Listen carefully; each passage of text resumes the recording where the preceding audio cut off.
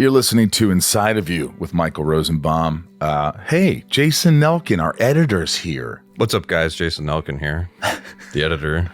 Jason, it's good to see you. Good to see you, man. It's always a pleasure to come in and record these. I called you this morning and I said, Jason, where are you? I go, oh, shit, man. I was up late. I had a friend's birthday last night. And incidentally, I have another friend's birthday tonight. Yeah, that's mine. Yeah. That's my gathering. It's not on my actual birthday. Right. But it'll be fun. It's a birthday event. Yeah. Buca di Beppo. Buca di Beppo. I love Olive Garden. I love Buca di Beppo. Oh, I love those. You know, my buddy James Gunn was making fun of me. He's like, really? I'm like, yeah, it's fun. I like the food. I like the food. I like the camaraderie, not camaraderie. The family. It's a family atmosphere. It's That's fun. right. It's light. We've got the back room. Georgina and Amy, thank you for hooking me up at the back room. I also took my grandmother there for her 95th in Florida. We had the Buca room. And it was a blast, man. It was just fun. Like, it's not too stuffy. You know, it's not like, oh, I'll have the creme la chiffon. Everybody knows what they want. Yeah, man. It's like, I want some spaghetti and meatballs, some garlic bread, a big salad with extra olives, a large soda. Trying to ease off the sodas, though. Yeah, it's tough. It's just like Mama used to make. Yeah, just like Mama used to make. Buca di Beppo, just like Mama used to make. That's right. Just like Mama. Great show for you today. First, a few things. The Inside of You online store, we've got one of these cool Smallville busts of Lex Luthor available and a bunch of other stuff. Go to the Inside of You online store. Lex Smith scripts signed by me, tumblers, Lex Luthor Funko Pops. There's some more Lex statues and a bunch of Inside of You stuff. So check that out, Inside of You online store. What else? The handles are at Inside of You Podcast on Facebook and Instagram, and Twitter's at Inside of You Pod.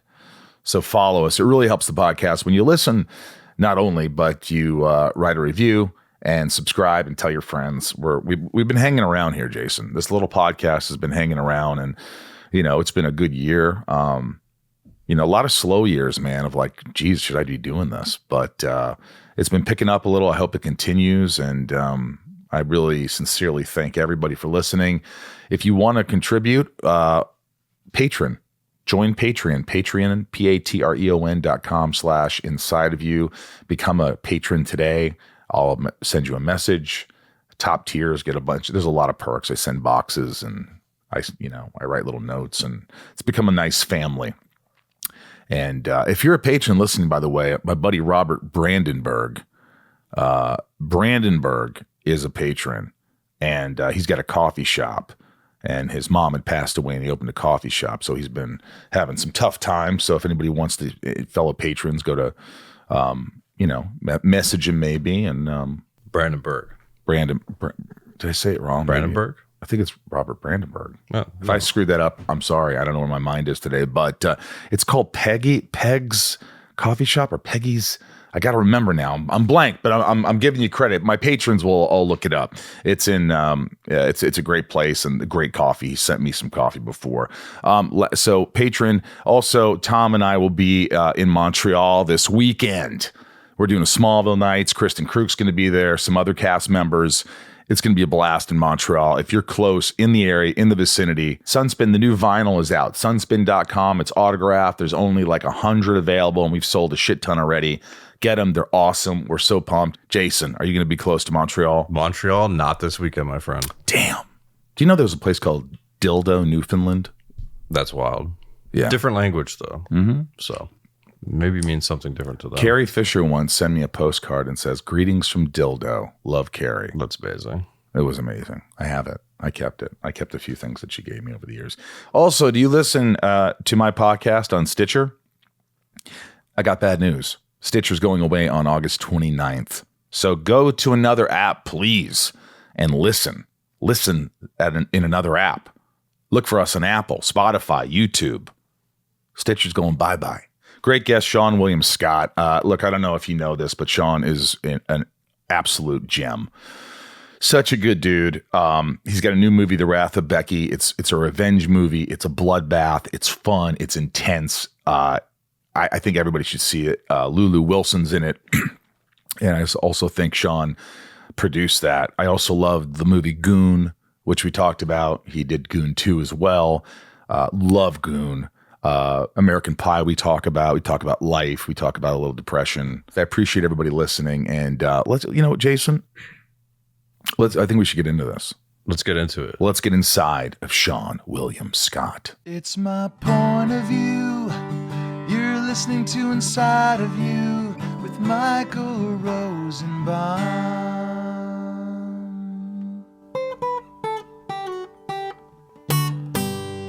Inside of You with Michael Rosenbaum was not recorded in front of a live studio audience. What's it good to see you, man?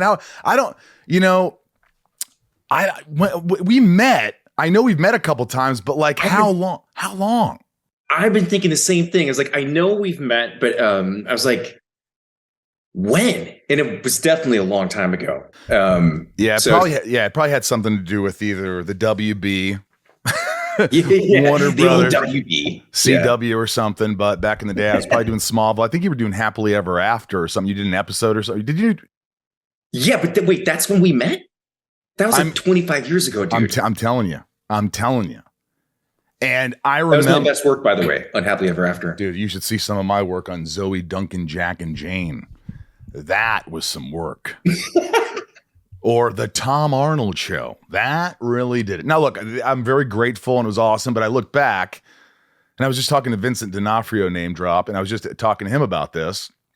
And he was looking at some of his old work and he was like, what this fucking idiot? Look at you. Look at him just like in this interviews all over the place. He's like, who are you? It's the ugh. And I'm like, well, that's who you were then. He's like, I know, but wait, he still watch his old stuff and just get down on himself? Could you imagine Vincent D'Onofrio by himself in his house just watching old clips of himself? I can't imagine 3 that. TV screens, just like everything's just playing out a loop from all of his old work. He's like, fuck, you suck there, you suck there. What were you doing, dummy? And intensely. Now, because I was doing my impression of him on Law and Order Criminal Intent, and he's freaking unbelievable. Like, he brings it. I remember watching it and I was just going through channels like, oh, I like Vincent D'Onofrio. What's this? Oh, it's Law and Order. And then you hear him go, yesterday there was this thing you were. That's so good. And he was doing this thing, and I'm like, oh my God, I can't stop watching him. And then he talks. Awesome. Yeah. That was a really good impression of him. That was awesome. It was kind of like I fluctuate because it's a little Malkovich too. No, what you couldn't know, Seann William Scott, is that, he does this thing. I do it all the time. People are probably like, shut the fuck up and talk to Seann. Well, yeah, Jesus. Thanks for being here, man. Man, thanks for having me on. This is great.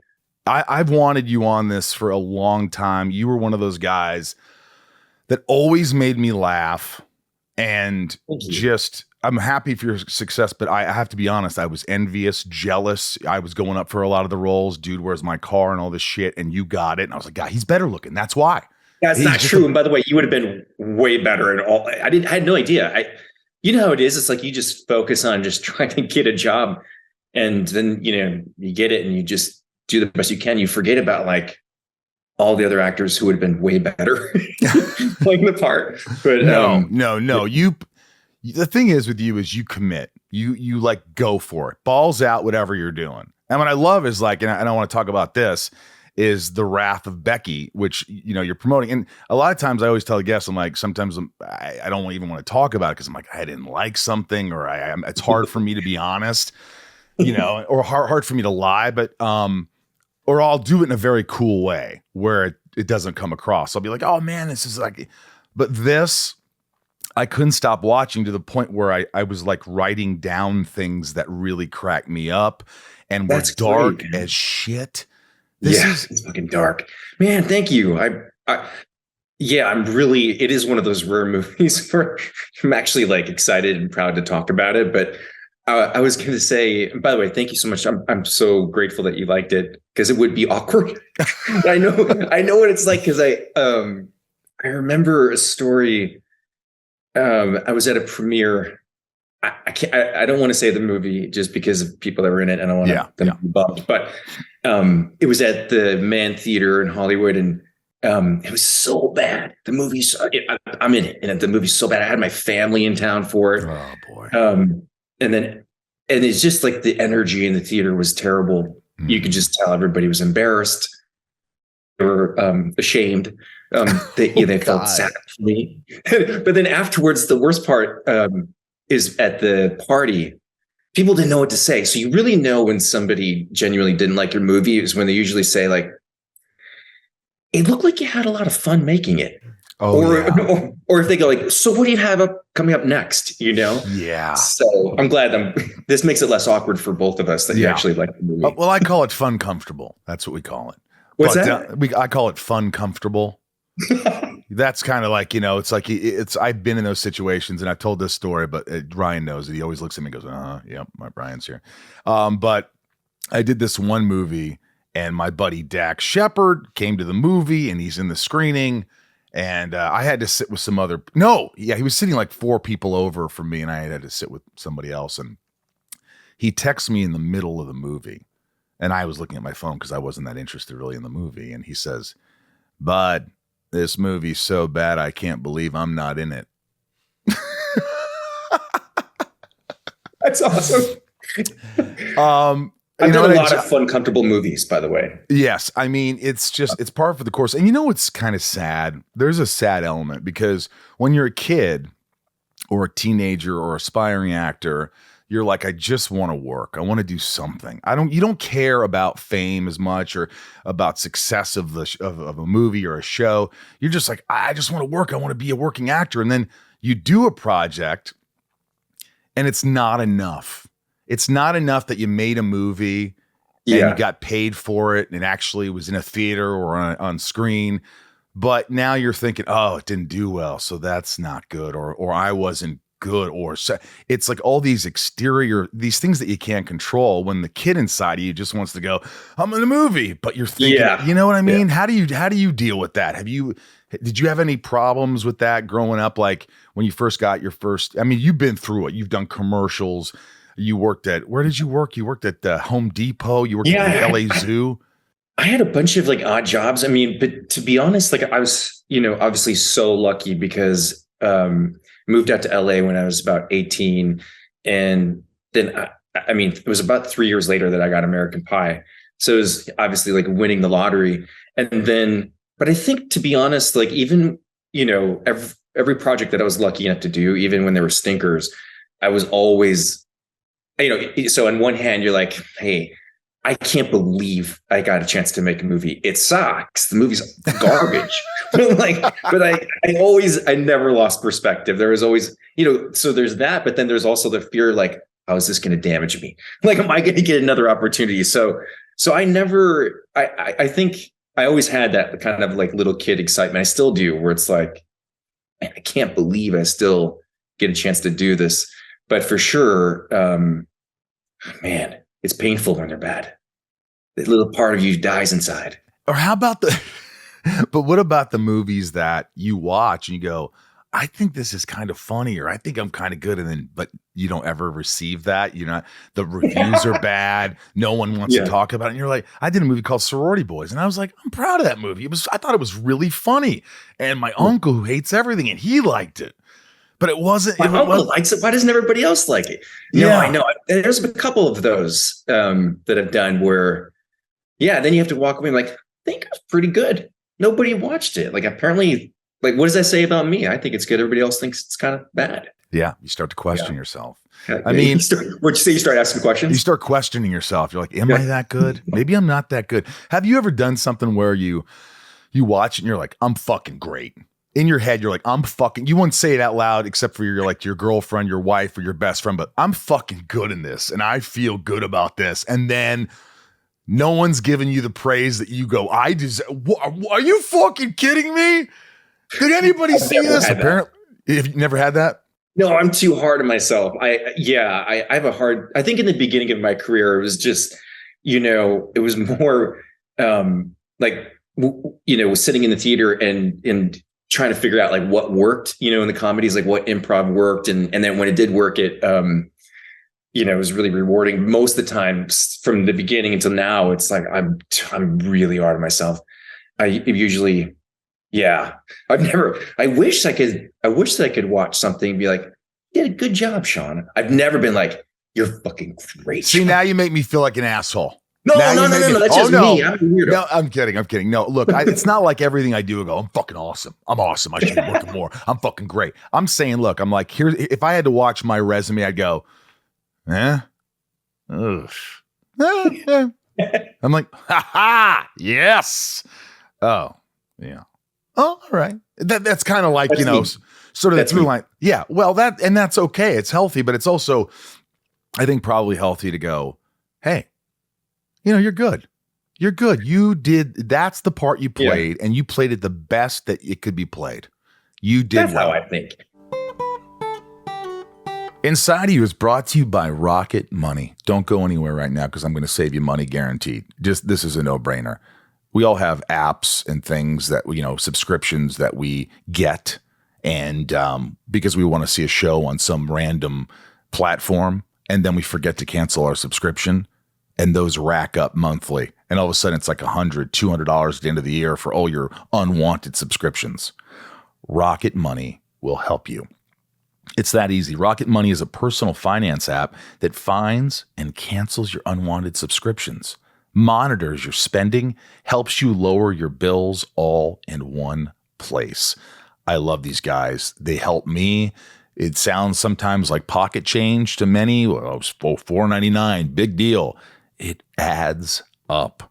Over 80% of people have subscriptions they forgot about, and chances are you're one of them. Like that Stars app, just to watch one show, or that free gaming trial you never actually used. Rocket Money will quickly and easily find your subscriptions for you. And for any you don't want to pay for anymore, you hit cancel. That's it. You just, that little button, cancel. And Rocket Money will cancel it for you that easy. Over 80% of people have subscriptions they forgot about. You could be wasting money and not even realizing it.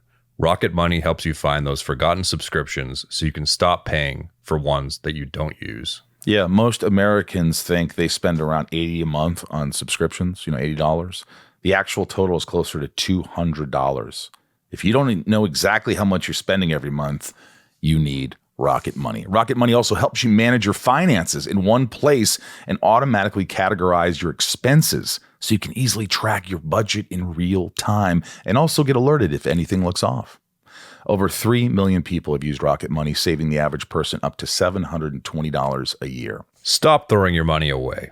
Cancel unwanted subscriptions and manage your expenses the easy way by going to rocketmoney.com/inside. That's rocketmoney.com/inside. rocketmoney.com/inside. This show is sponsored by BetterHelp. Sometimes in life, we're faced with tough choices, and the path forward isn't always clear. Whether you're dealing with decisions around your career, your relationships, or anything else, therapy helps you stay connected to what you really want while you navigate life so you can move forward with confidence and excitement. Trusting yourself to make decisions that align with your values is like anything. The more you practice it, the easier it gets. If you're thinking of starting therapy, give BetterHelp a try. It's entirely online, so it's convenient, flexible, and suited to your schedule. Just fill out a brief questionnaire to get matched with a licensed therapist and switch therapists anytime for no additional charge. Let therapy be your map with BetterHelp. Visit betterhelp.com/inside today to get 10% off your first month. That's BetterHelp. BetterHelp.com/inside. Even when things are bad, I'm like, I did the best that I could. But by the way, it would be such a great character. I'm sure maybe it's somebody who already created it, but I'm the fucking great guy who's he's like, I'm fucking awesome. I'm fucking awesome. Like, just, I'd love to see that character. It seems like it's almost like Ben Affleck in Dazed and Confused without saying that. Yes. He was sort of that guy who's like, I'm fucking awesome. I'm fucking this, and nobody wanted to hang out with that guy. Nobody wants to hang out with a guy who thinks he's great at everything. You know what I mean? Just be great. And if people see it, then just be humble about it. Go home and go, fuck, yes. I think that's the way. Celebrate yourself in privacy and private, right? Do you ever get because you don't like watching yourself, do you ever get depressed, or have you been depressed from something not doing as well as you thought? You work so hard on a movie or a TV show or whatever, and you get depressed for like a long period of time and you're like, yeah, I don't know how to get out of it. And what do you do about it? Like, it really affects you. I think that I've always had a pretty good idea before. You kind of get if you're paying attention, even when you're making it, you kind of have an idea of like, I don't know, I have low expectations for this. So I haven't had that experience, probably just because I feel like I've had a pretty good idea before something's come out, whether it kind of works or not. Right. No, I mean, there's certainly been some movies where like, well, I mean, that movie I was telling you about at the premiere, I remember my brother came up to me at the after party and he was like, dude, why did you make that movie? It fucking sucked. Oh, it's like, I took time off of work to come for this. I can't get that time back. And I was like, fuck you, dude. How many movies have you made? That's what I was going to say. Hey, fuck you, brother. What kind of brother are you anyway? Asshole. Yeah. But he was right. It was terrible. It was a terrible movie. But I can't, like, I look at you, like, I wasn't popular at all in high school. I was a nerd. I talk about it ad nauseum, but like, I look and I see that, you played football, you played sports. You're pretty popular, right? For the most part. I wasn't like the cool guy, but I had a lot of great friends. Yeah. Right. So you think with some success in high school, whatever, sports, this and that, and you got some confidence, people tend to, you could fall into that like cocky asshole. And I never have heard anything bad about you. Like, it's always, he's such a really good guy. He's a nice guy. He's like, that's awesome. I always hear that. And so is that something that's embedded in you when you're growing up? Is it something that you give credit to your parents for raising you? What was that like growing up? Yeah, the funny thing is like, also I grew up in Minnesota and I've always said like, the biggest asshole in Minnesota is one of the nicest people you've ever met. Like, people are just really nice there, but for the most part, there's some dicks, I'm sure. But Nick Swartzen. What's that? Dick. Nick Swartzen. He's a fucking dick. No, I'm kidding. I love him. He's one of my buddies. He's a good dude. Yeah. My parents. I mean, my mom is so nice. I've always said she's like the most selfless, amazing person. So I was really lucky to have great parents, and I think that's it. And I also think it's like with what we get to do, I became an actor because I just love movies. It was literally that. I actually have I'm the youngest of 7 half brothers and sisters. It was like the Brady Bunch. And like, I actually have a different brother who was the actor of the family. So he's probably fucking like really secretly angry with me because I chose to do this and I've had a chance to do it, but he's actually been supportive. But why did I bring that up? Because I was talking about how, your parents were, your mom was really good, growing up, and what Ryan. Yeah, sorry, but I'm not completely Ryan. Lost. Oh, you're going to talk about watching movies growing up. Oh, thank you. Oh, yeah. Watch. You love movies. Thank you, Ryan, for listening. Man, wow, what's wrong with me? I need somebody like that, like off camera all the time, just to help me when I'm like forgetting shit. Yeah, sometimes I'll go, Ryan. He's not even in the house. He's like not working today. I need you. What was I thinking? Ryan, what am I thinking about? I don't know. I'm not there, you fuck. But go ahead. Go ahead. You watch movies. I mean, I love movies. And like what drove me to pursue acting was literally just like, I want to make people feel the same way that I feel when I see a great movie. And I was obviously very naive, had no experience other than just being a crazy movie fan. So then when it happened for me, it was just like, I've always known how lucky I am. And in fact, like I've always wanted to give back even more just because I'm like, I can't believe I get to do this. So I think that also, I wanted to make sure that people I've worked with knew that, because, there's a lot of dicks out there and a lot of people who like lose perspective and they don't understand how lucky we are to go and make a movie. Yeah. Who you remind me of, like the essence, because I worked with him and I think he's just a great dude and he's a big movie star and he never makes you feel like you're any lesser than him, is Chris Pratt. Oh, that's Chris a great Pratt. But I'm looking at you. Why? I'm like, he could have been like Star-Lord in the Guardians. I bet you tested for that. I tested for it. I wasn't handsome enough, but like, I did. You didn't test for it? You would have been great too. He was great, but I could see you testing for something like that. That would be, I've never met Chris, but that's a huge compliment. I appreciate it. somebody actually asked me a question about about the only audition I ever had for a comic book movie. And I think it was Spider-Man, but it wasn't for Spider-Man. It was like, I don't remember. It was a smaller part. It was a long time ago. And I literally just walked in and they saw me. And they're like, thank you so much for coming. Really appreciate it. I'm like, I didn't even get a chance to sit down, dude. That was it. That was my audition. I was like, cool. Thank you so much, I guess.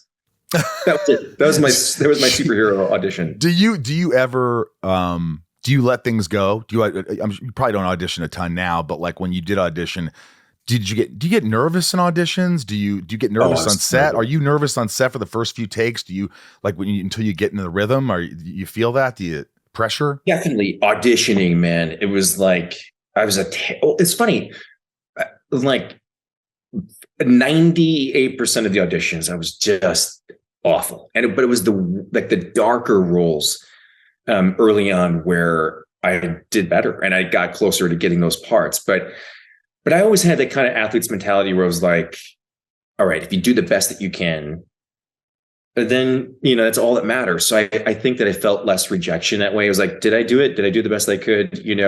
But a lot of it too was also just the stress of even getting to auditions because I didn't have a car, so I was taking buses everywhere. Like trying to figure out the bus routes and stuff like that. So by the time I got to the audition, I didn't even give a shit about the audition. I was starting to stress out about how to get home. but yeah, I get nervous. I get nervous every day in a set. Like the actual like process of making a movie for me is so stressful. Yeah, me too. Because I want to feel like I did everything I could, and I'm just so relieved by the time that I'm done because I'm like, all right, I did everything I could, and sometimes obviously it's enjoyable when things are working or if you're doing a comedy and like some of the improv works. But no, I get pretty nervous before every day. It's funny you say that about serious parts where you were like doing really well with those auditions. And for me, I was doing all these comedies and this and that. And I did this little part in this Clint Eastwood movie and, people recognized, nobody in public recognized me, but I'm saying like agents or managers and things like that were like, just for my little 7-minute scene, they're like, oh, maybe he's an actor. And I didn't audition for many serious roles. They just because they saw me and met me and they're like, oh, he's funny, he's outgoing, he's going to be that guy. And it really wasn't until I auditioned for the Lex Luthor part that they started to see me in a different light. They're like, wait a minute. And for me, I always say drama is a lot easier for me, even though I love comedy and I love doing it. I feel like I'm not terrible at it, but but I did 7 years of that. And then of course they think you as, oh, he's the serious guy. And then you have to then you have to be funny again. And it's like this cyclical fucking thing. Yeah. But I know what it's like. I put so much pressure on myself, and I'm guessing that's what you do is you want to be great. You want everybody to like you. You want everybody to say, hey, he's doing the job. He's nailing the part. And I think that's a good quality to have. But, for me, it became a little debilitating at times because I would it's too much. I'm thinking about it too much. I'm stressing about it too much. And did it get that bad for you, or can you let it go? I think that's just my process. And I'm sure a lot like yourself, like there's a lot of, other actors.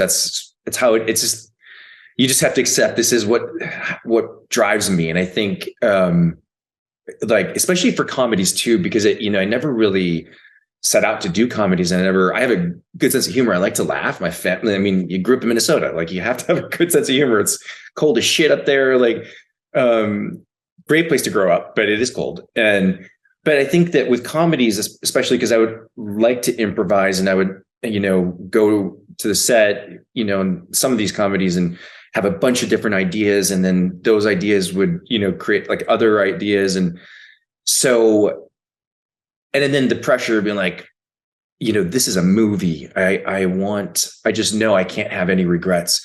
I can't walk away feeling like I could have done better. I should have, trusted myself and done like this idea. It's, and I realized that's just kind of how it's going to be for me, and then afterwards, and especially when it works, then you're like, I remember in the beginning, like with American Pies and some of the other comedies, when it works and you're sitting in a theater and you're hearing people laugh at it, it's like, oh, it was worth the stress. Yeah. It was worth the self-torture. This message is sponsored by Discover. Did you know you could reduce the number of unwanted calls and emails with online privacy protection? The latest innovation from Discover. Discover will help regularly remove your personal info, like your name and address, from 10 popular people search websites that could sell your data. And they'll do it for free. Activate in the Discover app. See terms and learn more at discover.com/online privacy protection. Inside of You is brought to you by Wondery. Gabrielle Union strived for the perfection her father always demanded. But as a dark-skinned black girl, she never felt like she was enough. Even the Rich is a podcast from Wondery that tells the jaw-dropping stories about the tumultuous lives of the world's elite, from the greatest family dynasties to pop culture superstars. Their newest season is all about the teen movie icon Gabrielle Union. After spending her childhood trying to assimilate and breaking into a historically racist industry, Gabrielle thought her success meant someone else had to fail. But when she's faced with hard choices beyond her control, she realizes that the only way to find real success is to come together and build community. Host Brooke and Arisha will take you through her life, how she shook off her need for perfection, found her true self, and created the life she always wanted. Follow Even the Rich wherever you get your podcasts. You can listen ad-free on Amazon Music or Wondery app. And back to the movie, The Wrath of Becky. I just want, like, this movie, I want you guys to watch this. I would not tell you to watch something unless you know how critical I am on horror movies, how I always say there's no fucking horror movies. I'll just give you a quick synopsis, then I want to talk about it. But 2 years after she escaped a violent attack on her family, Becky attempts to rebuild her life in the care of an older woman, a kindred spirit named Elena. But when a group known as the Noblemen break into their home, attack them, and take her beloved dog, Diego, Becky must return to her old ways to protect herself and her loved ones. Lulu Wilson is genius. You're genius. The whole cast is genius. It's like, when you mix comedy and horror, you're walking it's a thin line. It's like, It could be too. I was just talking to your publicist, Camellia, who's awesome. And I was just saying, that, sometimes you get these guys that they just want to make it funny and be goofy, and it takes you out. And this didn't. It never took me out of the movie, man. That's awesome. It was it was like those three guys and the old guy, they have these conversations, but when they get brutal, it's dark. It is fucking dark. And you're like, yes, stay there. And your character, I haven't seen you play a character like that, but you're so reserved and very like, oh my God, this guy's going to snap sometime. Who's he going to snap on? That's and awesome. It was just very well thought out. The dialogue was good. Little things like of her, what's her character's name again? Becky, I just it's in the title, you idiot. No, but Becky, like, she's in this scene and she's a waitress, and this guy says darling and kind of belittles her, and she's looking at him like, huh. And then she slits his throat in a certain way. I don't want to give anything away, which I just did. But then you realize it's just in her mind, that idea. Yeah. Like, oh, but it's so vicious. And you think things are going to happen. You're like, oh, this is going to happen. And it doesn't. And when it gets going, like if you like movies, like there's this movie Sisu that I love. I want to see that. I saw the trailer for that. It looks brilliant. Awesome. It's brilliant. Okay. And this has this, it's in the same vein. It's in the same vein as that. It's in the same vein of Nobody with Bob Odenkirk, who I love, who he came on the podcast. Yeah, I haven't seen that, but that looked great. Oh, dude. And it's like, it's just really fun to watch. And it's got some shocking moments and some hilarious moments. Thank you, and the lead character she's so good, and she's likable. She's so good. It really. Thank you for saying. I'm so glad that I swear I wouldn't say it. I felt the same way when I watched it. Mm-hmm. Because for me, I think I only shot for like 1 week, and all my stuff is in one location. So there's so much that they shot that I didn't see, and so it was such a treat to watch. And I was like, holy fuck. Everything you just said, it worked, because when you're shooting ththese smaller movies, and the movie doesn't look small at all, but you never know. Yeah, and you're like, you don't know, you just, and it was one of those experiences too that just creatively and personally, these smaller movies, like, was just really fulfilling. You're kind of you have a close group of people, like it's a smaller crew, and So you go like, all right, well, the experience was fantastic. If it works, then great. But when I watched it, it was everything you just said. It was such a tight movie, and they, Matt Angel and Suzanne Coote, the writer directors, they nailed the tone. I want to work with them. You tell them I want to be in a movie with those guys. They know what they're doing. I will definitely tell them. They would love that. They know what they're doing. And, I mean, I wonder if, like, when they sent you the script, because the script's great, but I bet there's one part of it that's the reason you took the role. Can I guess? Can I guess? Yeah. It's the monologue you tell them about squeezing the guy. Oh, yeah. Well, it's a good story to that because, so they sent me the script and I hadn't seen the first Becky. And I actually hadn't worked for almost a year because I was doing a TV show. And you know how it is. You're like in a weird holding pattern and it kind of fucks you with like other projects. And so then this thing came around and I had like a little window. And when I read the script, I loved the script. And the part, I guess I couldn't figure out really what to do with it.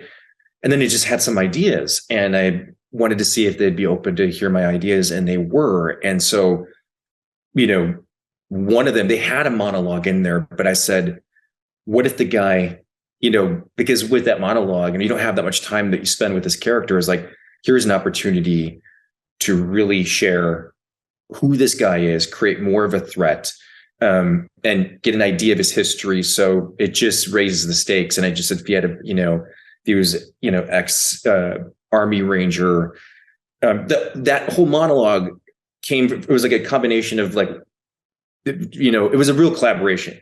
And I shared these ideas and they were so awesome about it. They rewrote that monologue. And when I read it, I was like, fuck yeah.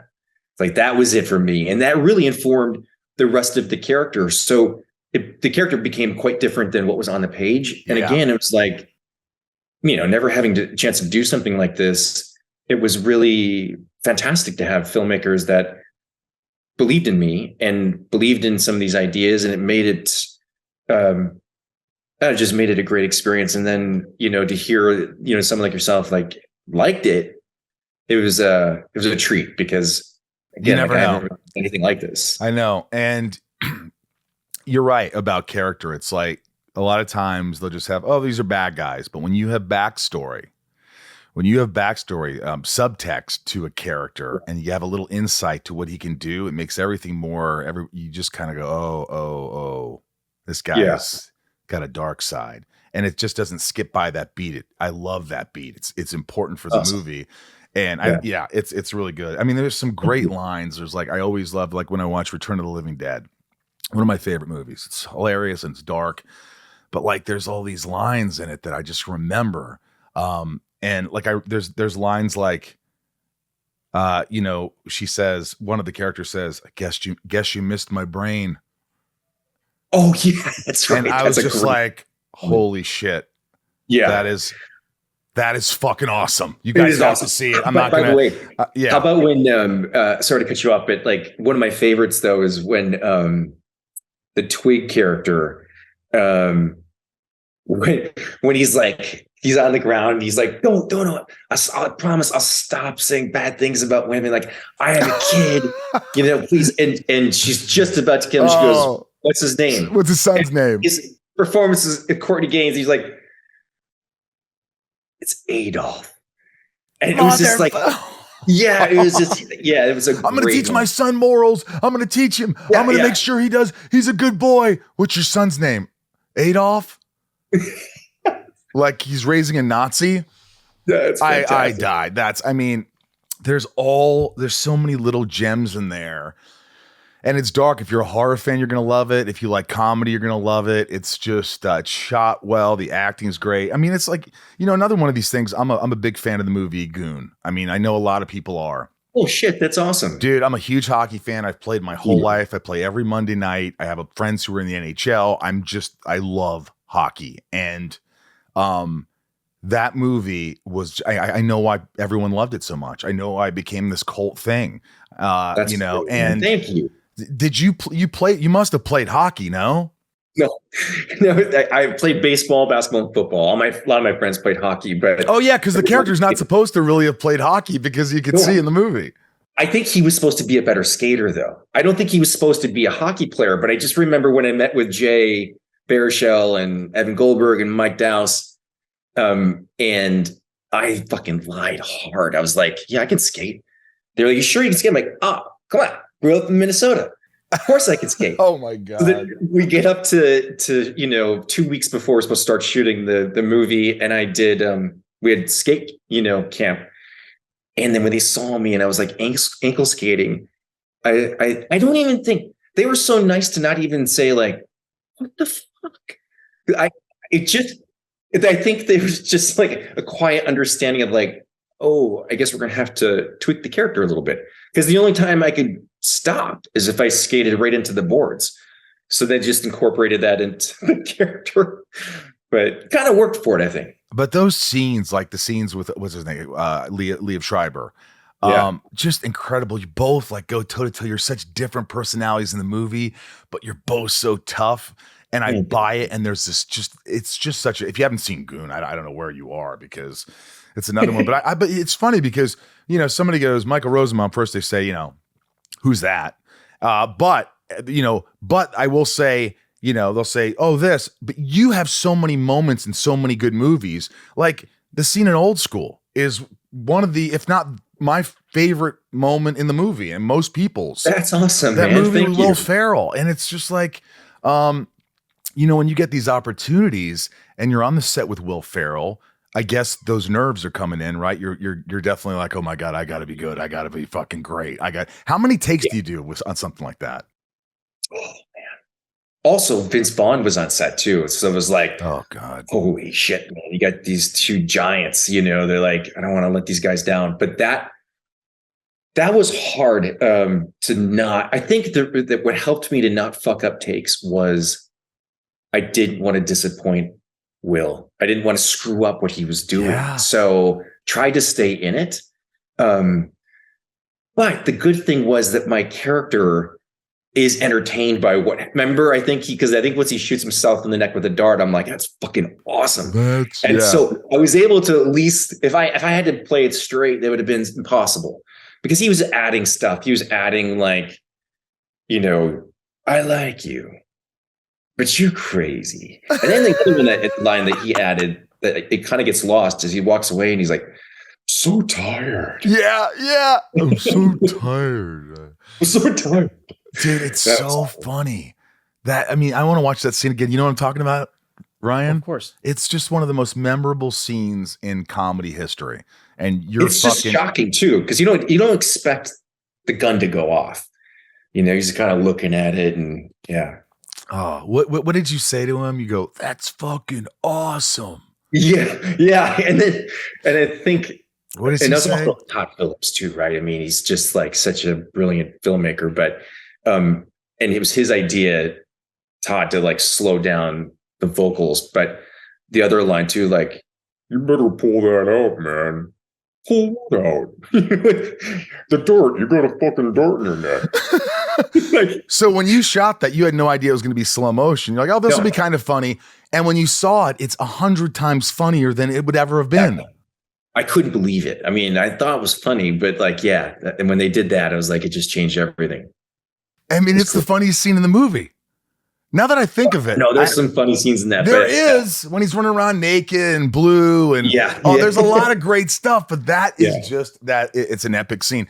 And you awesome. Went on to host SNL, which is the biggest dream of my life. And as a kid, you probably, when they asked you to do SNL, host it, would you say? Obviously, you said yes, but what were you feeling? I couldn't. Well, it was a mixture of like, because again, this is kind of the beginning, and I was like, couldn't believe it, and then it was full panic. Full panic. It was like, holy fuck!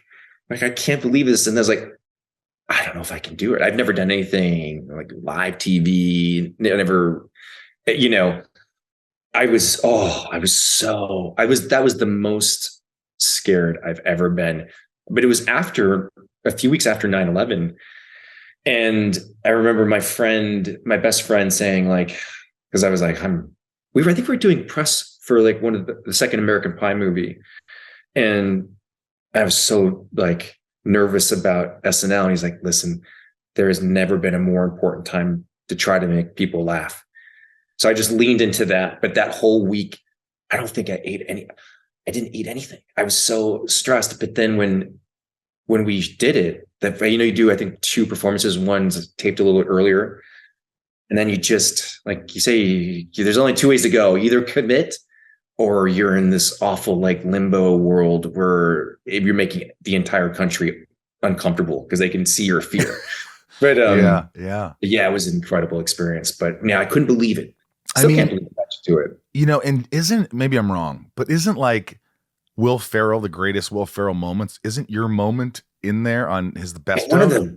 Yeah, because oh my God, like when we did the rehearsal for it, I think like the dress rehearsal.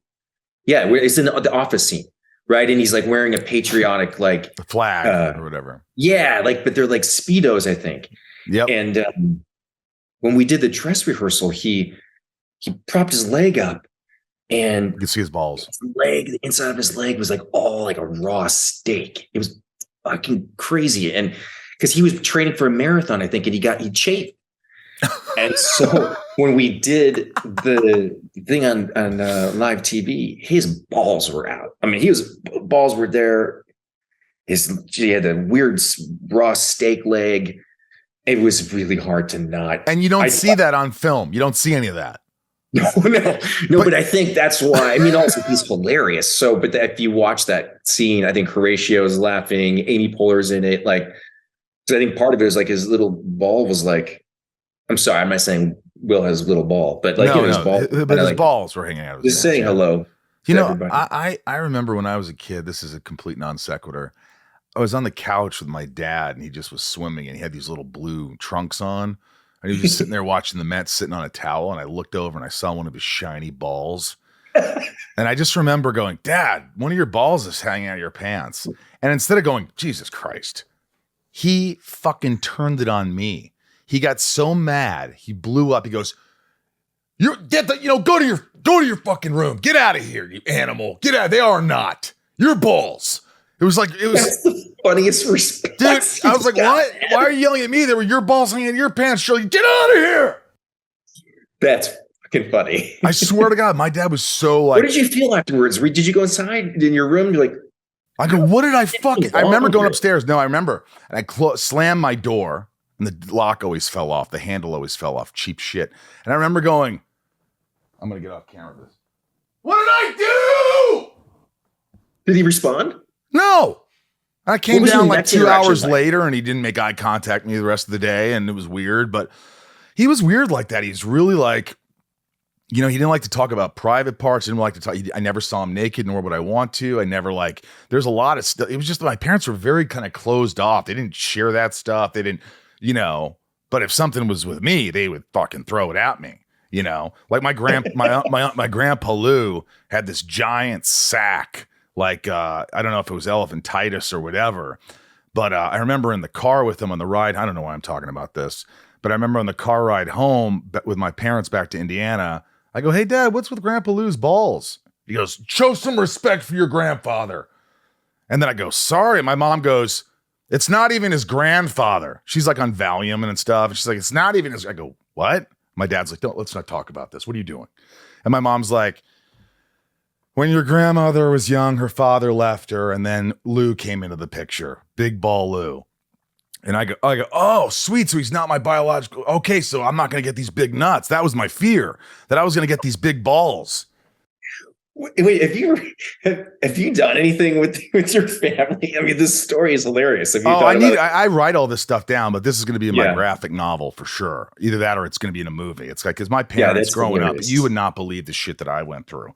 The therapy, you could only imagine. Did you ever go to therapy? I know. Listen, I read that you're not a you're a private person. You don't, and you're very open and cool. But have you, we talk about mental health in this podcast, and the stigma of not going to therapy and all that stuff. We're trying to break that. And have you ever had therapy, or have you ever talked to anybody?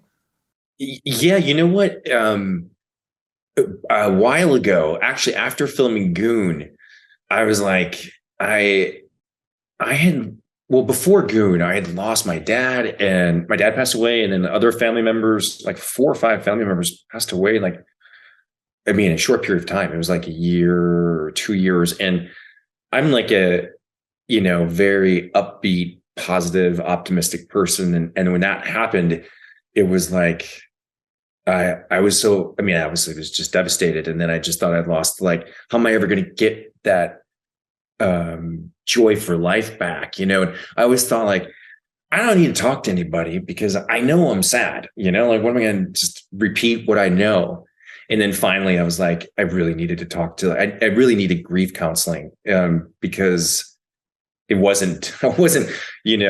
I wasn't okay. And it brought, I got kind of my life back, so, but yeah, I'm a big advocate for talking to therapists and professionals because it helped me a lot. Yeah, that's all. Thanks for sharing that, man. It opens the door for a lot of people who are, listening, and they, my dad's one of them. He just won't go to therapy. I remember I lost my sister. She was very sick her whole life. So she grew up in a children's hospital pretty much. And, it was always a matter of when is she going to pass, because we knew it was one of those things. She should have died when she was born that sick, but she didn't. And, when she finally passed, my dad, I've never seen him a mess, and it broke my heart. And I remember saying, hey, listen, you should think about therapy. It's like, oh, you think anybody can relate losing a daughter? And I go, not to be an asshole, but yeah, people lose daughters and sons and families and planes and all this stuff. You're not alone. And like, if you go talk to someone, you'll see that, and it might help you. It helped my friend Chris when he lost his mom, like, exponentially. And so, but it's, for some people, it's that old school mentality. They're like, I think they feel shame or whatever. And it's silly. It's like, if you're sad and you can't deal with it and you're not figuring it out, if you talk to someone who trains their whole life to help you through things, you might want to just give it a shot. Sometimes a run isn't enough. Yeah, that was my thing. I was like, I know that I'm sad because obviously, like, my mom, suggested, like, maybe you could benefit from talking to somebody. And I was like, I already know how I feel. And then I remember the first meeting with the grief counselor. I was like, I was healing just that one meeting, So I think it maybe takes, just for somebody who needs some help, that one experience, because then all of a sudden you can realize, like, oh, it's also being able to share things with somebody who's not connected to you, who's independent and obviously, experienced and a professional. Yeah. Yeah. No, I love that you open up about that. That's really cool. Look, you've done so much. I mean, I can go on about, like, Dude, Where's My Car, which was a big success, and The Final Destinations, and Dukes of Hazzard, which was actually a huge success. That made a lot of freaking Dukes of money. Hazzard. Huh? We like to Johnny Knoxville and I, you'd like to call it the Dicks of Hazzard. The Dicks of Hazzard? I like that. And I work with Bo Duke. He was my Clark Kent's father on Smallville. Bo Duke, the guy who played with John Schneider. Yeah. That's awesome. John Schneider. But like, I'm looking over here, it's like, you voice Crash and Ice Age, and you're constantly working. You've done so much. And we have to just bring it up, but Stifler, an American Pie franchise, is that something? Do you still get offers for them? Like, hey, we got another idea. Do they still throw that at you, or is that kind of you're not interested in that anymore? You know what? No, I think I love that character. I for a while though, I was like, especially after the last one, we filmed in like 2011 or 12, and I was like, okay, this is a great bookend to this character. I didn't think it'd be fun to play the character again. And then as time went on, I was like, and as the world has changed, and I thought that seeing that character today could be really interesting. And we've started. I saw Jason Biggs not long ago. We shot a commercial, and this is like a couple weeks ago, and we were just kind of talking about some ideas because we thought it would have to be a perfect idea. It would have to, because obviously so much has changed. Comedies have changed, but I think Again, the thing about that character too is that when it comes to comedies, like that character allowed me to do so much. He could like say so many things that were inappropriate, but yet you still kind of loved him. And there was like physical comedy and all sorts of stuff that I don't really get a chance to do with other characters. So even just selfishly, I think that would be fun, but I don't know. I don't know if they'll ever, because I think the comedies have changed so much that movie would have to change and adapt and, be more relatable. So we'll see. Maybe Stifler has an identity or a gender identity crisis. And he's like, That's I think, the movie I want to see. I think, and then their friends are like, are you out of your freaking mind? You're a man whore. What are you talking about? No, that's the movie. You just cracked the code. Come on. I'm sure there's a million ideas out there, but, dude, it's so awesome talking to you. And I mean, it's like, it's endless. And it's like, then talking to you, what a great guy you are. And this movie, Man. but by the way, The Rock, Dwayne Johnson, do you like have him on speed dial? Do you like, can you call him whenever you want? I wish. No, I haven't spoken to him in a while, but I mean, obviously I watch all his movies, but that's another one of those like moments where I always tell myself, I can't believe I got to work with the guy twice, actually, on Southland Tales. But man, that was one of the best experiences shooting The Rundown. That was awesome. Who have you been intimidated by, or when they come on set as an actor that you've worked with that you're in awe or enamored, or is your idol, or anybody? A lot. I mean, me too. Yeah, I'm always intimidated. No, but like, yeah, I remember like Billy Bob. I mean, and these are all incredible people. But when first meeting them, it was like Susan Sarandon and Billy Bob Thornton on Mr. Woodcock, or Christopher Walken in The Rundown, Julianne Moore, David Duchovny in Evolution, Dan Aykroyd in Evolution. I mean, there's, The Rock, there's been so many big stars that Chow Yun-fat on Bulletproof Monk, where I'm just like, and usually for the most part, there's always a part of me that's, because I'm a film fan. So, throughout the experience of shooting those movies, I was still always just like kind of nervous. Well, you did a movie that was produced by Keanu Reeves. Was he ever on set? Did you ever get to talk to him? No, never met him. I know. Bummer. Hey, Sean, great job. Really love the movie. I can imagine. Do you do impressions? No, I'm terrible. How? But I actually, every once in a while, like the random, not people, but like Elmo, Gollum, those weird creatures. Those are good. Yeah. I can't do it right now. I'm not going to ask you to do. I'm not going to ask you to do Elmo or that. I mean, if you did a Nicholson or something, I'd ask you. I'm not going to ask you to do Elmo, dude. You don't want a clip of you going, "Hey, everybody." You don't want that clip. You'll throw up on the screen. Ended I wouldn't want to put it in the podcast. It's just like it's embarrassing. Let's cut that, Ryan. Let's cut the Elmo thing. It's cool, but not. We just don't want. We don't want to embarrass. Well, it's not cool, Ryan. It's not cool, Ryan. We're gonna make Sean look good. We want him to be, and how do you stay healthy, by the way? Do you work out a lot? Do you run a lot? What is it that you keep in, how you keep in shape? I road bike. I'm one of those guys, like it's funny because like the BMX dirt, like kind of on the, like the skinny, like road bikes, just like you see, do you live in California? Yeah. Okay. I know what you're talking about. PCH.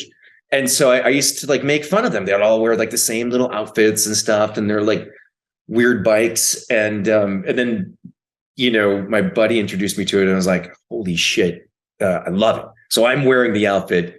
I got the weird, butt padded like onesie thing, and so that's my thing now. I don't have a good enough body. I wouldn't do it. They'd think I was Gollum, seriously, in that tight suit. Or like, what's his name? Who Andy Serkis in that, when he's doing all the movement. This is called ShitTalkin with Seann William Scott. This is rapid fire. These are my patrons, top tier. They're loyal. They're gonna love you because you're awesome. But patreon.com/inside you if you want to get back to the podcast, keep it going. Rozzy, have you ever been starstruck by someone you have worked with? We mentioned that, but who's the biggest one? Who's the one that you're like, that I've worked with? Yeah. Man. Sean, say me. It was me. I was going to say Christopher Walken for sure. Yeah, he was intimidating. Because he's also, I mean, he's just awesome, but he's also intimidating. He is intimidating. Oh yeah, I remember. I just would watch him on set when he was working on this movie Pool Hall Junkies. I did this little independent, and I remember just the way he said lines. Like the line was, they're playing pool, and he says, you know, they're gambling, and he goes, you know, bet it all, and he goes, and then Walken says, how about the ring, Joe? He says, how about the ring? He wants his ring, and Palminteri says, the ring? You want the ring? And I remember Walken, if you read the line, it would have been like, well, you said it, Joe. Bet it all. You said it. And he goes, you said it, Joe. Bet it all. I'm like, That's just the way you said it, Joe. Bet it all. Just it goes down, it goes up. It's just like, what the fuck is he doing? And it's genius. And he's like, he was weird. He was weird, but I loved him. But he fucked with me hard on the rundown. Oh, what did he do? There's 3 times that I remember. The one I've told the story before, but like I remember just walking off from set and I saw him like standing in front of his trailer, and he just kind of looked sad.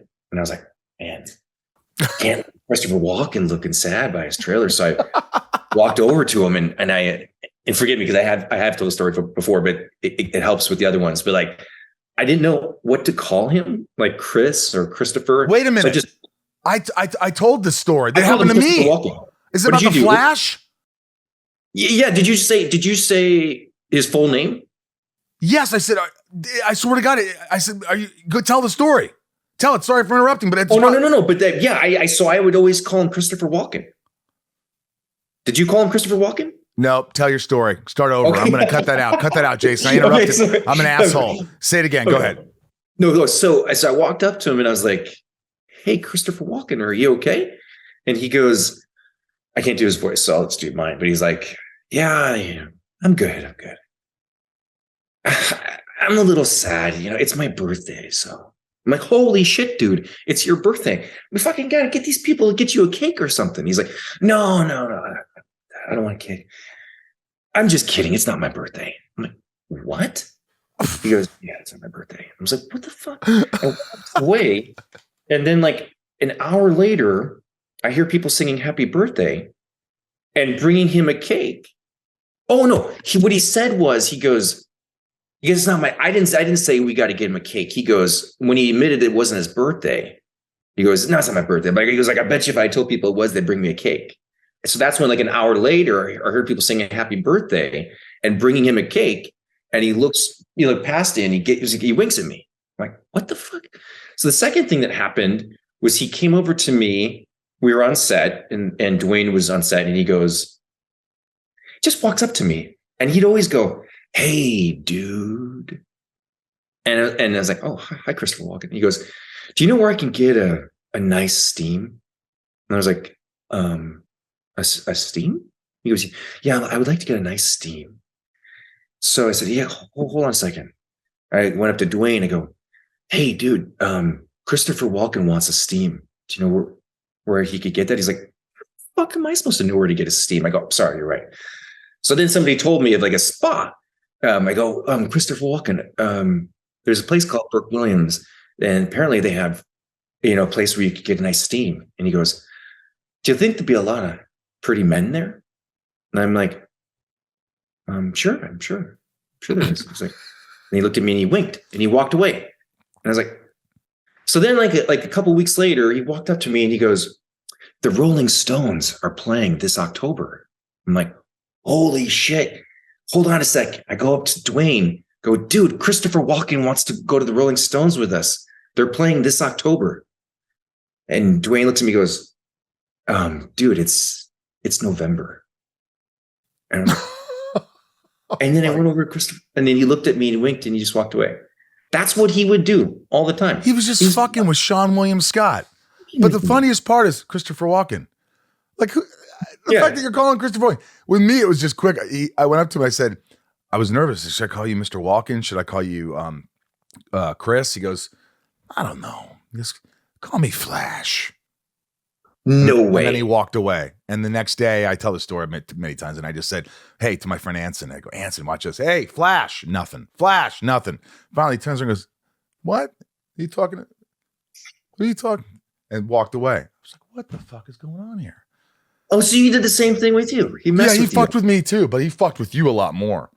Hard. Yeah. He fucked you hard. That didn't sound right. Real quick, Stone H. Hey Sean, Dukes of Hazzard is one of my all-time favorite movies. What's your experience working on the film? How fun was it to work with Johnny, Jessica, Willie Nelson? Big fan.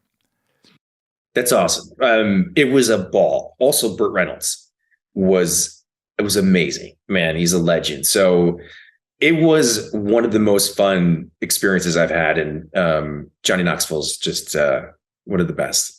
He's a great guy. I think my buddy Dax actually said, because we used to call them like burnt rentals, like just no other reason than instead of Burt Reynolds, Rentals. We say, hey, burnt rentals.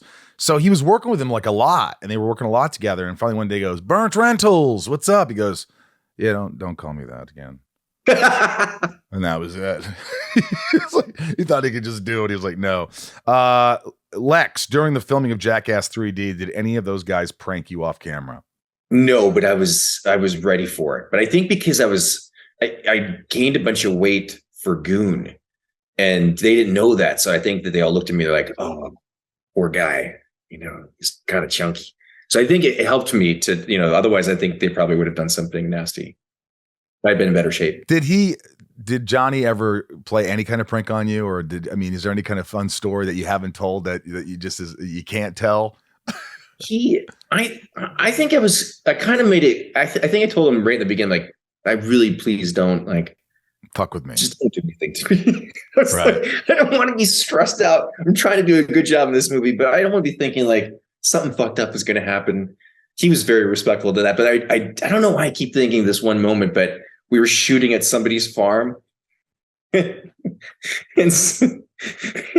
he was like, the family from the farm that owned the farm were kind of watching us shoot this scene, and they were standing kind of off the side, and there was like big family. It was like the grandpa, the dad, the mom, the kids, and so Johnny walks over by them, and I kind of saw him standing next to the whole family, and then I looked away and I hear this, Sean, and I look over, and he's got his ball stretched out through his pants, but nobody knows. The family doesn't know, so they're just all standing, and he's just there looking at him. I'm like, what?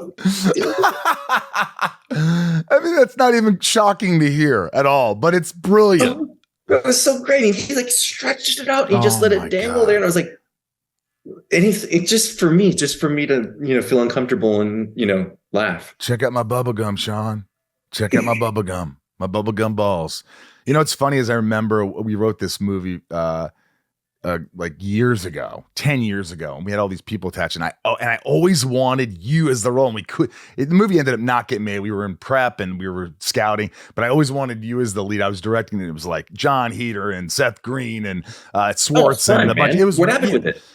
We never made it, but it was called Sorry Is for Sissies, and it's about a guy who was a bully in high school, but he then gets expelled, but changes his whole life, and he's like in this newfound guy, but nobody knows him. He just leaves town, and this guy's sister is marrying him, and he hasn't met the guy because he hasn't seen his sister in a while, and they go back to this one and he realizes this is the guy that picked him. You're marrying on the guy who tortured me and my friends. And he blackmails the guy to go on a road trip of redemption to apologize to everybody he met, he tortured or whatever. That's a great idea. Or he's going to tell his sister everything. So the guy goes, hey, your brother and I are going on this road trip with his other friend. And it's just hijinks out the ass, a road trip of craziness. And the kid has no intention of ever like letting his sister marry this guy, which you find out, but he finally proves himself in a way. But it was ridiculous. That's a great idea. What happened? Why did you make it? We just never can get it financed again. We had it financed, we lost the financing, but we loved it. And I always said, Seann William Scott. Like that guy could play fucking dark because you see the past, and he could see the comedic part, but he's the straight guy. But he's like, it's just, but that you were the guy. I swear to Man, God. thanks for thinking of me. I wish we had done that movie. You could still make that movie. It's I know. still Sorry, it's for sissies, man. But I always remember. I wasn't thinking about it till just now. And That's I go, oh awesome. my God, I'm that's honored. right. My other writing partners were like, that's the guy. I'm like, what about me? But dude, this has been epic. I can't thank you enough. Thank you. Thanks for having me on, man. It's been so much fun. I'm really grateful. Yeah. And Wrath of Becky is going to be streaming everywhere. You have to see it. It's dark. It's funny. It's a performance I haven't seen in you. And I'm like, you're so capable of doing really anything. And you should be doing everything in and anything. And what else are you doing? What show are you doing now? Well, by the way, thank you so much for everything you said. It means a hell of a lot. I mean it, buddy. I mean it. I know you do it, man. It's a huge compliment. I really, really appreciate it. Thank you. I did a TV show. I don't know if they're going to do a third season, but it's Paul Feig produced it, called Welcome to Flatch. But what's interesting is, like, I actually, because you were talking about movies that I've done, but I haven't really done much over the last 6+ years, because a lot of the stuff that's been sent to me is like, great. And I'm like, I'd rather just pick things that I feel, I could be proud of. But now it's a kind of a moment in my career that I've never had, where there's a few things that are really all very interesting and allow me a few different projects that allow me to, do different, show a different side, kind of like Wrath of Becky, that you never know with these movies. There's 4 things that are lined up and none of them could happen. But so we'll see. But right now I'm just like, I'm happy to be in a movie that I'm actually proud of. Yeah. And I'm actually really happy and proud that I liked it as well. I am, because you don't have to be, it wasn't one of the fun comfortables. It was not fun comfortable. It was entertaining from the beginning to the end. I liked everybody, the performances. It's shocking. It's I know, like, I'm thinking about like some of my patrons who like love horror movies too, and I'm like, Raj, you're gonna love this. And it's definitely a horror movie. It's not a horror movie. It's like this dark, dramatic comedy. It's a horror, but it's got that horror element in it, because there's some gruesome stuff, but it's warranted. It's like, oh my God. Yeah. But it's really cool. So yeah, it's like, what it kind of is like, it's like if Uma Thurman from Kill Bill had a kid with John Wick, right? And it's because it's got like it's almost like a little bit of a 16-year-old Kill Bill vibe, and a little bit of Edgar Wright Kick-Ass. I think that's what the filmmakers were kind of going for. But yeah, so I think he likes those movies. I 100% see that. But Wrath of Becky, and continued success, man. I hope you come back on another time. I'll bug Camellia. Next time you have a project, you got to come on and talk about it or whatever. I'd love to sit with you again. This is great. That would be great. Thank you so much. I really appreciate it. Great guy. I couldn't believe how he's so nice, and he's private, and he opened up a little for sure, but he was just really kind, just a kind guy. He was just like, just having a conversation, and it's nice. I mean, he's had a great career, and he's done a lot, and you saw that he wanted to change it up a bit after American Pie, and he was getting cast in a lot of roles. We talk about the Will Ferrell scene in Old School, right? It was Old School, where he shoots. Will Ferrell shoots himself with the tranquilizer in the neck, and he's like, "Oh my God, was that bad?" And everything gets slow motion. He's like, "Oh my God!" It's so funny. It's one of the funniest scenes I've ever seen anywhere. You have to see. You haven't seen Old School? No. Watch that scene on YouTube at least. It's amazing. Will do. Thanks for listening. As you know, I'll be in Montreal with Tom Welling doing a Smallville Nights Montreal. Get your tickets this weekend. The 15th, 14th, 15th, 16th, that weekend, which is this coming weekend because this airs Tuesday. And make sure you listen to the podcast, spread the word, subscribe if you enjoyed this one. I appreciate it. Patreon.com/InsideYou to support the podcast and keep us going if you're digging this. And right now, without further ado, why don't we get into the top tier patrons? This is another perk. You get your name read off. And we're also doing some more perks for patron that Bryce and I are working on to make it even more appealing and give back a little more.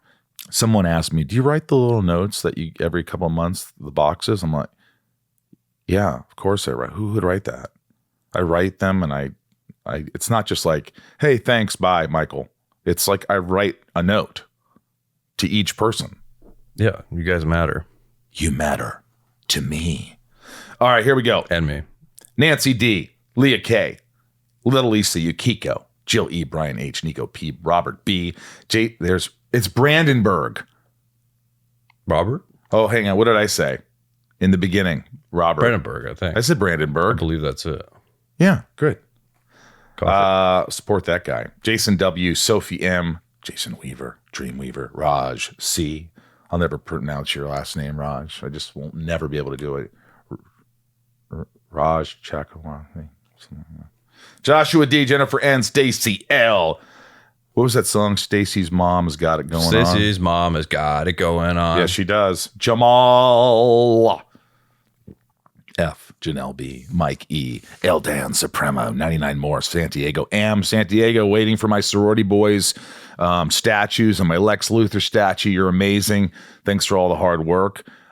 He helped make these little Inside of You figurines of me. We still have like 5 online in the Inside of You online store. So it's me. He made the little glasses come off. Whoa. And Details. Incredible. And then he did the busts that are amazing, the Lex Luthor busts. So Yes, I've seen those. See that big one? Yeah, those are wild. Well, he made smaller ones that are dope with a little Smallville box, like Luthor Corp. Yeah. Just like that, though, as detailed. There's only one left, so it might be sold by the time this is over.